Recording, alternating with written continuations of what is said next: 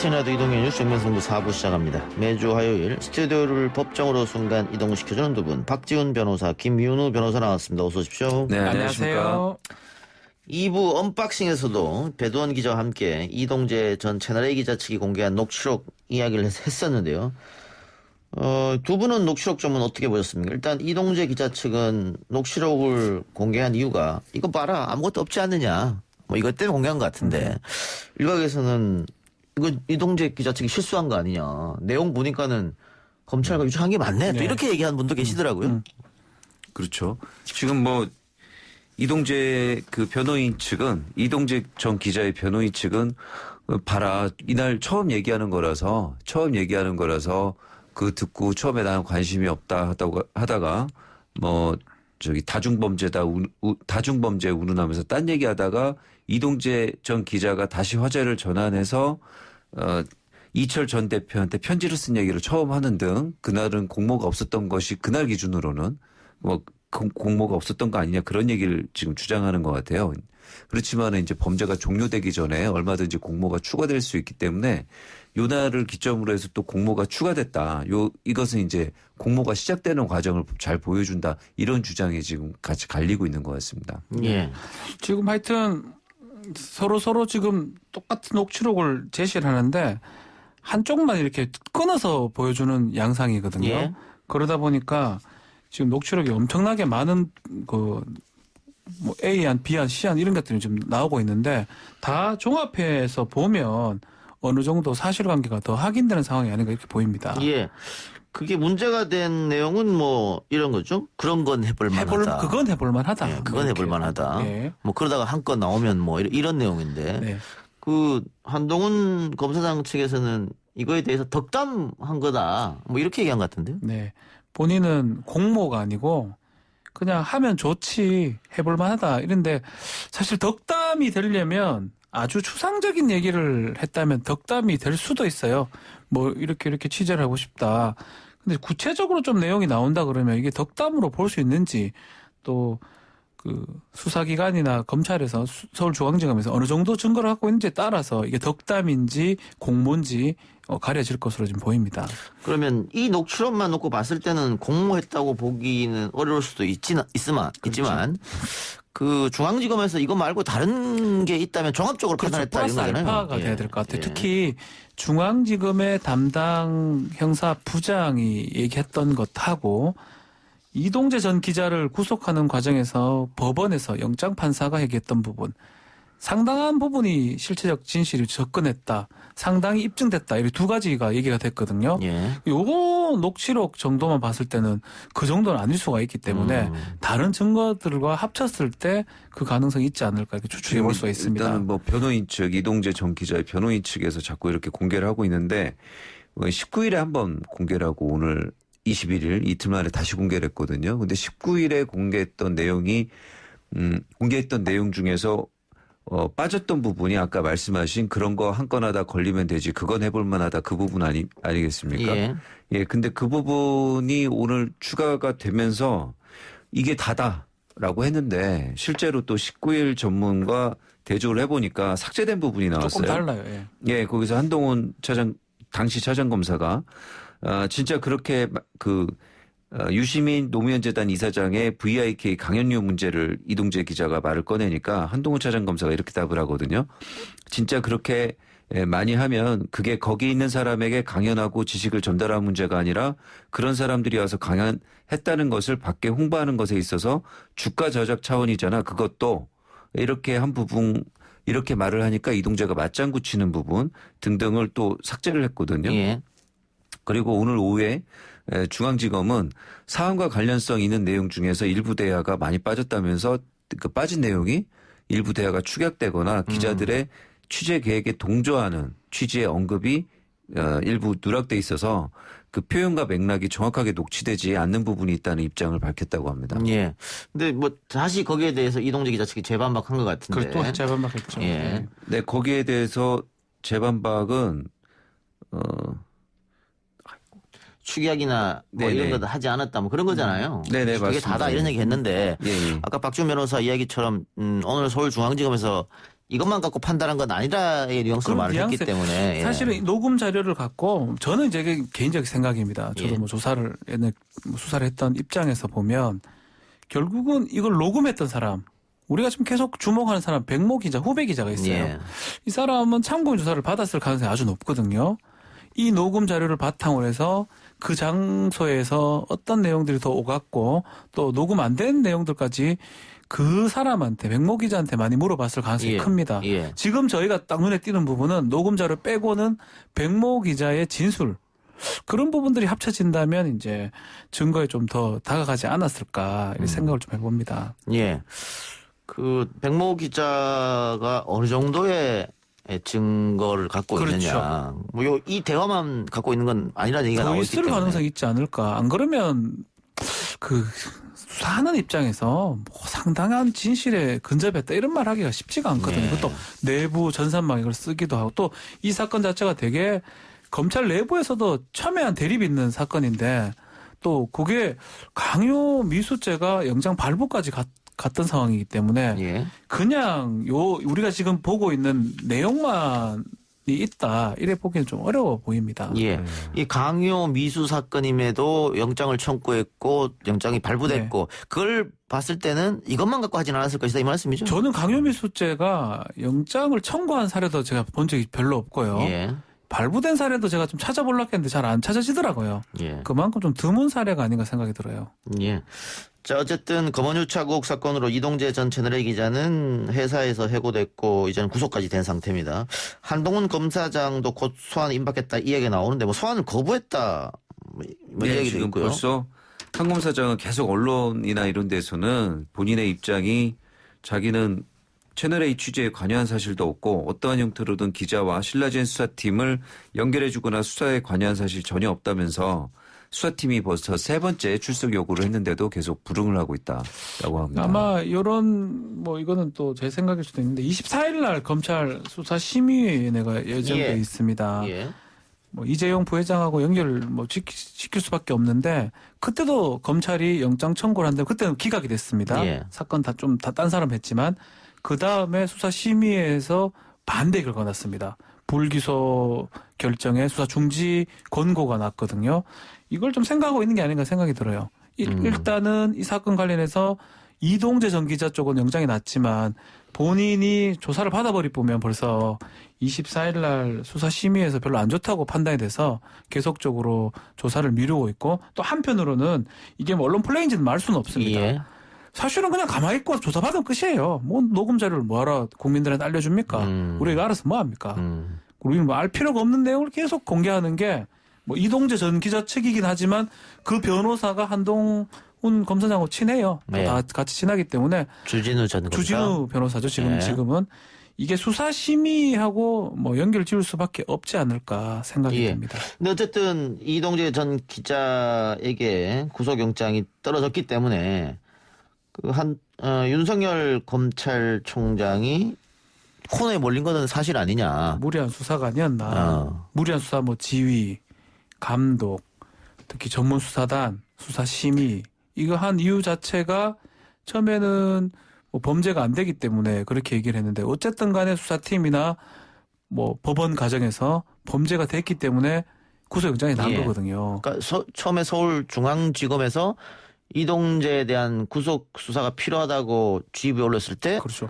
예, 검찰총장이 반대했지 안 않습니까? 된다 그랬죠. 예. 처음에는 내측근 사건이기 때문에 관여하지 않겠다고 했다가 안 된다고 하고 중간에 끼어들어서 수사를 못하겠기 때문에 그 이동재 기자의 영장 청구가 만일 법원에서 반려가 됐다고 하면 그러면 검찰총장한테 힘이 실리는 그런 모양새인데 발부가 됐기 때문에 이거는 그러면 중앙지검에 힘이 실리는 모양이겠다. 중앙지검장한테 힘이 쏠리고 그렇죠. 윤석열 총장이 이제껏 했던 뭐 검사장 소집 회의까지 뭐 별의별 걸 다 했잖아요. 법무부 장관하고 대립하기도 했고 그 부분에서 명분을 좀 많이 잃는 모양새다 이렇게 보입니다. 예, 그래서 아마 고민이 깊을 겁니다. 윤석열 총장도. 네. 그래서 그럽니까? 오늘 조선일보가 윤석열 눈 항상 충혈 몸무게도 4에서 5kg 줄어 이런 보도를 했는데 이게 이런 걸 왜 보도합니까? 제 몸무게 줄었는 게 뭐. 저는 이거 무슨 북한 김정은 보도인 줄 알았어요. 아니 몸무게가 4kg, 5kg 줄은 게 이게 이게 윤석열 검찰총장의 몸무게가 줄은 게 과연 뉴스의 가치가 되느냐 이런 그럼- 비판이 충분히 있을 수 있는데 그러면은 결국은 조선일보에서 이렇게 보도한 뭐 이유는 있을 거 아니에요. 뭐 어떤 이유로 보도를 했다고 보세요? 보수 후보 관리라고 해야 될까요? 이제 보수 후보로서 지금 여론조사에 들어가면 굉장히 지지율이 높게 나오기 때문에 후보 관리에 들어갔나 싶기도 하고 또 대중과의 이런 사소한 보도가 계속 반복이 되면 약간 대중과의 어떤 친밀감, 호감도 이런 게 좀 상승할 수 있어서 좀 약간 이쪽에 힘을 실어주는 거 아닌가 뭐 좀 그런 생각까지 들더라고요. 그럴 수는 있겠습니다. 이 보도 네. 내용을 보면 생각하면서 걷다가 배고프면 김밥, 아이스크림도 사 먹고 또 걷는다. 이게 뭔가요? 이게- 이런 기사인가요 이게? 이게 전 네. 과연 보도 가치가 있는지는 모르겠어요. 저는 저널리즘에서 예. 누가 이거를 얘기했나가 싶어요. 그럼 윤석열 총장이 내가 지금 몸무게 100kg인데 96kg, 95kg 빠졌다고 조선일보하고 인터뷰를 한 건지 아니면 내가 그렇지 아이스크림 사 않습니다. 먹고 측근들이 전하는 그래서 예. 말이 안 된다는 거예요. 이게 왜 보도가 돼요? 이게 국민들이 왜 눈이 빨개지든 펄해지든 이걸 왜 알아야 됩니까? 그렇죠. 보도 가치는 전혀 이게 없죠. 뭘 의미가 있습니까 이게? 예, 조금 그렇습니다. 예. 보도 얘기가 나왔으니까 조국 전 법무부 장관이 자신의 일가가 불법적인 투자와 연루됐다는 의혹을 보도한 언론사를 상대로 정정 보도도 청구하고 더 나아가서 민사상 손해배상 청구도 하겠다. 그렇죠. 왜냐하면 그 지금까지 언론이 의혹 제기한 것 중에 이제 사실이 아닌 것으로 밝혀진 것들이 몇 개 있거든요. 네. 뭐 권력형 비리라고 하던가 사모펀드에 관여됐다고 하던가 이건 지금 재판 상황에서 또 검찰이 수사 중간 발표를 하면서 관련되지 않았다고 얘기했기 때문에 네. 이 부분에 대해서 그러면 무차별 의혹 제기한 언론들은 뭐 반론 보도를 해준다거나 정정 보도를 해준다거나 손해배상을 해야 되지 않겠느냐 뭐 그런 것 같아요. 그렇죠. 그럼 원칙적인 것들을 했어요. 정정 보도 청구를 하기도 했고요. 뭐 경향신문을 상대로 그리고 또 필요하다면 민사 소송을 지금 손해배상 청구를 했는데 SNS에 좀 다른 얘기들이 좀 나오고 있어요. 예. 조국 이제 교수 시절에 예. 썼던 책입니다. 형법 교수이기 때문에 그걸 쓰면서 시인의 어떤 논리하고 맞지 않다. 특히 이제 조국 교수 책을 제가 다 읽어보지는 못했지만 여기 보면 공인은 좀 이런 명예훼손 부분에 대해서 조금 책임을 져야 되고 그런 것들을 손해배상 청구까지 하면 안 된다는 뉘앙스로 과거에 그렇게 이야기했는데. 근데 왜 예. 자기는 자기 일이 생기니까 손해배상하고 정정보도 청구하고 이렇게 가하게 대응하느냐라고 또 반응을 한 거거든요. 그래서 자세히 다 읽어보니까 허위 사실에 대해서는 명예훼손은 정말 강력하게 대응해야 되겠다 이렇게 썼더라고요. 예. 그러니까 그렇게 주장하는 뭐 네티즌이나 일각 주장이 맞지 않다라고 조국 교수는 또 얘기를 하고 있는 그런 상황입니다. 예. 그러니까 조국 교수 말은 내가 과거에 SNS 그렇게 쓴 것은 사실적시에 의한 명예훼손에 해당되는 거지. 미국에는 사실적시 명예훼손 처벌하지 않거든요. 다른 나라 같은 근데 이거 경우는. 허위사실 유포에 의한 명예훼손에 대해서 내가 말한 적이 없다 이거잖아요. 미국은 아주 가중하게 처벌합니다. 그렇죠. 예. 예. 그러면 김윤희 변호사 어떻게 생각하세요? 이거 조금 떠나서 다른 얘기입니다만 우리도 이런 얘기 많았잖아요. 그 허위사실 유포에 대한 명예훼손은 처벌하더라도 사실적시에 의한 것은 처벌하면 안 되지 않느냐 네네. 이런 얘기 많았잖아요. 예, 사실 뭐 이제 우리는 사실적시 명예훼손의 경우에 공익을 위한 경우고 하면은 뭐 위법성을 조각해줘 가지고 처벌도 안 하고 손해배상을 안 하는 좀 제한적으로 그걸 운영하고 있었는데 조국 교수는 그걸 아예 폐지하고 민사로만 하자. 사실적시의 경우에는 그렇죠. 이제 그런 입장인 것이죠. 예. 그래서 뭐 근데 그 사실적시 명예훼손에 대해서 우리하고 기존 우리 법하고 미국 법하고 태도가 전혀 다르다 보니까 그동안 많은 논란이 있었습니다. 네. 저는 개인적으로 사실적시에 의한 명예훼손은 처벌하지 않았으면 좋겠다는 네. 생각이 드는데 김준호 변호사는 어떻게 보십니까? 이에 대해서? 사실적시 명예훼손이 사실은 좀 악용이 많이 됐었죠. 예, 그 무슨 취재나 보도에 있어서 어떤 근거를 가지고 보도하는데도 일단 거액의 소송을 제기하고 또 민형사 소송을 제기해서 형사 고소 같은 걸 제기해서 입을 막는 수단으로 또 많이 쓰였기 때문에 좀 그런 것은 좀 우리 이번 국회에서 한번 검토를 해서 법 개정하는 것도 어떨까 싶긴 합니다. 몇 가지 뭐 범죄 중에 뭐 이제 낙태죄는 좀 이제 뭐 헌법재판소 얘기가 나왔지만 한 세 가지 정도 중에 하나가 이겁니다. 사실적시한 명예훼손죄, 제한 변호사에서 많이 좀 보는 것, 또 문제됐던 직권남용죄. 예. 그 한 세 가지 범죄는 이 뭐 범위 정하기도 어렵지 않고 이거 비범죄해야 되는 거 아니냐, 아니면 좀 더 구체적으로 만들어야 되는 거 아니냐 이런 논의 제기가 많이 되고 있는 범죄 중에 하나들입니다. 알겠습니다. 근데 다시 조국 전 장관 얘기로 가서 경향신문을 상대로 정정보도를 신청했던데 당시 경향신문 보도가 어떤 내용이었습니까? 그 내용은 이제 조국 사모펀드 투자 다음 해 운용사의 얼굴 없는 53억 이런 제목으로 기사를 썼는데요. 거기 보면은 이제 그 자산 수중이익 53억 원이 코링크 PE 회사의 그 장부에 회계 장부에 잡혀 있다. 이 53억에 대해서 이게 뭐냐라고 해가지고 회계사들 의견을 받습니다. 그래서 이것이 어떤 이제 뭐 만약 제3의 인물이나 기업이 이 조국 당시 후보자죠. 후보자와 관련된 회사를 살리기 위해 돈을 증여한 것이라면 문제가 될 수 있다. 이런 그 사실 그 회계사 의견들을 잔뜩 늘어놓으면서 사실 그 이 회계 장부에 53억이 자산 수중이익으로 잡힌 것 외에는 별다른 근거가 없었거든요. 그런데도 이제 뭐 거의 추측만 가지고 53억 원이 마치 좀 제3자가 뇌물로 준 거 아닌가 뭐 이런 식의 인상을 줄 수 있게끔 그렇게 보도가 나갔었고요. 또 그러면서 친척이 회사를 실소유하는 거 아니냐 이런 의혹도 제기했었습니다. 그런데 다 사실적 근거가 없는 걸로 이번 조범동 판결이나 이런 데서 예. 지금 확인되고 있습니다. 그때 그렇게 뭐 확인됐다 이렇게 썼지만 저렇게 보니까 아니다. 그렇죠. 예, 결국은 거짓이었죠. 이 거짓 기사로 내 가족과 내 자신의 명예가 훼손됐다. 뭐 이거지 않습니까? 네. 그렇죠. 그래서 그 경향신문사에서 어떻게 대처할지 봅시다. KBS 같은 경우에는 한동훈 검사장이 고소한다고 하니까 바로 사과했더라고요. 이거를 다음날. 얘기를 좀 하지 않을 수 없습니다. 예. 조국 전 장관은 1년 됐나요, 이제? 작년 7, 예. 8월이니까 거의 1년간 이렇게 해가 마지막에 이제 모든 게 되니까 자신의 명예를 회복하기 위해서 민사소송, 언론사 정정보도 청구를 하는데 이거는 뭐 수사하고 있고 보도가 되고 있는데 바로 그냥 즉각적으로 그냥 명예훼손이라고 막 얘기를 하고 또 언론기관에서는 또 미안하다고 또 예. 바로 사과를 하고 저 이런 경우 비교가 됩니다. 이런 경우를 잘 못 봤습니다. 이렇게 금방 언론사가 사과하는 경우. 최근에 본 것은 한겨레에서 윤석열 총장이 고발한다고 그렇죠. 하니까 미안하다고 사과한 거거든요. 그거는 처음이죠. 그러니까 검찰이나 힘센 기관은 언론기관도 바로 사과하는 모양새고요. 별로 힘없는 뭐 이제 기소되기 직전이고 이런 사람들은 별로 눈도 끔찍 안 하다가 지금까지 와도 별 얘기 없거든요. 예. 그게 좀 씁쓸합니다. 그러니까 그 잘못된 기사를 냈고 그게 확인되면은 외국 언론 경우에는 바로바로 즉각 사과를 하거든요. 징벌적 손해배상 같은 게 있거든요. 예. 그러니까 네네. 큰일 난단 말이에요. 예를 들면 최근에 고 박 전 시장 사망과 관련해서 월간조선이 오번했지 않습니까? 네네. 그거 그냥 사과하지 않고 기사만 삭제해버렸거든요. 그게 과연 옳은 일인가? 또 이렇게 힘 있는 사람들이 고소하겠다고 하면 바로 사과하고 네. 그렇지 않으면 계속 시간 끌고 좀 우리 언론 보도 태도는 문제가 있다는 생각을 다시 한번 해봅니다. 지금 최근에 또 조국 전 장관이 우종창 전 월간조선 기사를 고소를 했고 재판을 했는데 이것도 굉장히 이례적인데 전직 기자이긴 합니다만은 현직이 아니고 법정 구속됐어요? 실형이 이것도 나서 허위사실 유포죠. 법정 구속이 돼. 뭐 이것도 뭐 벌써 마찬가지. 2018년 1월에서 2월 초 사이에 그 주장을 했었던 건데 그 당시는 이제 민정수석이었죠. 조국 당시 민정수석. 그래서 그때 당시에 국정농단 재판장이었던 김세윤 부장판사와 청와대 인근 한식당에서 부적절한 식사를 했다. 이렇게 2018년 3월에 유튜브 채널에서 방송을 내보냈었어요. 그래가지고 재판부에서 양형사유에 그걸 넣었더라고요.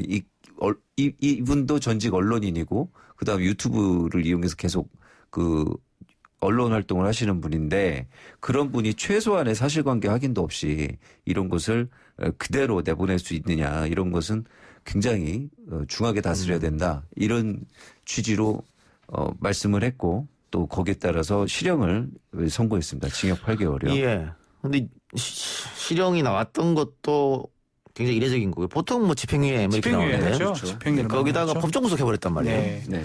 그만큼 좀 법원 태도가 가짜뉴스 얘기를 하지만 이 따라가는 건 좀 늦었거든요. 아마 제가 봤을 때 유튜브나 이렇게 여기서 했던 것 중에 가짜뉴스 같은 걸 퍼뜨렸을 때 처벌받는데 강하게 처벌받는 첫 사례로 보이거든요. 지난번에 전직 개그맨 현직 기자인 이재포 씨. 이재포 씨도 그런 건 이제 법정 구속됐죠. 인터넷 신문이었고요. 그 효과상으로는 더 크다고 봐야 될 것 같고 이거는 본인이 운영하는 유튜브 같은 데서 이제 했던 건데 어쨌든 간에 제 생각에는 좀 철퇴를 내리기 위한 첫 번째 시도가 아닌가 법원에서 그런 생각도 좀 듭니다. 알겠습니다. 하나만 더 해봅시다. 지하철역에서 몰래카메라를 촬영한 혐의로 재판에 넘겨진 김성준 전 SBS 앵커. 검찰이 징역 1년을 구형했네요. 이거 재판 끝난 거 아니었습니까? 1심에서 하고 2심에 지금 가 있는 상황입니다. 2심입니까? 예. 1심 결과는 어땠었는데요? 1심에서 징역 6. 그게 지금 아직 1심 선고가 안 됐습니다. 죄송합니다. 예. 저 확인해 보니까 1심 판결이 원래 금년 1월 17일 날 나올 예정이었는데 예. 재판부에서 보니까 압수수색 영장 범위 효력을 놓고 재판부하고 검찰 간 이견이 생기면서 선고 추정이 됐고요. 예. 그 압수수색을 통해서 확보한 김 씨 그 휴대폰 속에 불법 촬영 증거 9건 중 7건에 대해서 영장을 별도로 받았어야 되는데 청구를 하지 않은 상태여서 증거 능력 여부가 이제 문제가 돼가지고 계속 추정 상태로 있다가 그 부분에 대해서 김성준 앵커가 그거 문제 삼지 않겠다고 하면서 다시 지금 선고 기일이 다음 달 21일로 잡히게 됐습니다. 이게 합법적으로 얻은 증거가 아니기 때문에 증거 능력이 없는 거 아니냐. 나머지 7개. 예, 이걸로 쭉 낮추다가 김성준 앵커가 괜찮다 이렇게 해서 네, 증거 동의를 해서 그냥 선고하기로 그렇게 한 것 같습니다. 그래서 이제 최초는 6월을 구형했다가 지금 이제 1년으로 늘린 건데 그거 인정한 만큼 늘린 상황이 아닌가 생각이 들고 또 6개월 구형하는 게 조금 적어 보이거든요. 그때 뭐 왜 6개월 했는지 몰라도 그래서 1년 구형을 하지만 결론은 뭐 실형보다는 뭐 집행유예 쪽에 나지 않을까 이렇게 생각이 듭니다. 예, 1심입니다. 아직 1심이 나오지 않았는데 1심 죄송한데 검찰이 징역 1년을 구형을 했고 지금 박지훈 변호사는 집행유예가 될 것이다 이렇게 예측하셨습니다. 김윤 변호사는 어떻게 예측하십니까? 저도 그 집행유예나 선고유예나 이렇게 좀 초범이니까 그런 걸 좀 많이 반영하지 않을까 싶은데 뭐 본인이 처벌을 더 받겠다고 하면서 증거 동의까지 한마당에 이렇게 반성하는데 좀 바로 실형을 하기는 좀 재판부에서 부담이 있지 않을까 그런 생각이 듭니다. 예. 그 본인이 자기한테 불리하지만 불리한 것을 증거 동의해줬고 네. 그리고 뭐 가족 이야기하면서 반성하고 있다. 또 생계 걱정도 되고 정신적 고통도 본인도 받고 있다. 뭐 이런 것들. 이런 게 양형사위에 뭐 참작이 됩니까? 뭐 양형사유에 다 조금씩 들어가는 내용인데 김 전 앵커 같은 경우는 정말 뭐 직장도 잃고 지금 이 재판 말고는 하는 일이 없는 것 같더라고요. 그래서 뭐 굉장히 좀 딱하게 볼 여지가 있지 않을까 뭐 그렇게 생각합니다. 이거 어떻습니까? 이게 어쨌든 몰래카메라를 지하철에서 찍은 건데 그 피해 재판부가 판단했을 때 다른 몰래카메라보다 예를 들면 화장실이라든가 이런 것보다 그 피해 강도가 조금 세진 않는 거 아니냐. 그렇다면 실형 내리긴 못하지 않느냐. 이런 판단도 할 수 있나요 혹시? 이게 뭐 정확한 이제 내용은 모르겠지만 피해자 특정이 안 될 가능성도 있습니다. 그러면 피해자가 누군지 모를 수도 있다. 그러면 사실은 2차 피해 우려는 없는 거거든요. 2차 가해 우려는 없는 거거든요. 그래서 그런 경우는 좀 적게 처벌받을 가능성도 있다고 봐야 될 것 같습니다. 예, 알겠습니다. 1심 결과 지켜보도록 하겠습니다. 예, 오늘 여기까지 하죠. 지금까지 박지훈 변호사, 김민우 변호사였습니다. 수고하셨습니다. 네, 감사합니다. 오늘 저희가 준비한 내용은 여기까지고요. 저는 내일 이 시간 다시 돌아오겠습니다. 들어주신 여러분 대단히 감사합니다.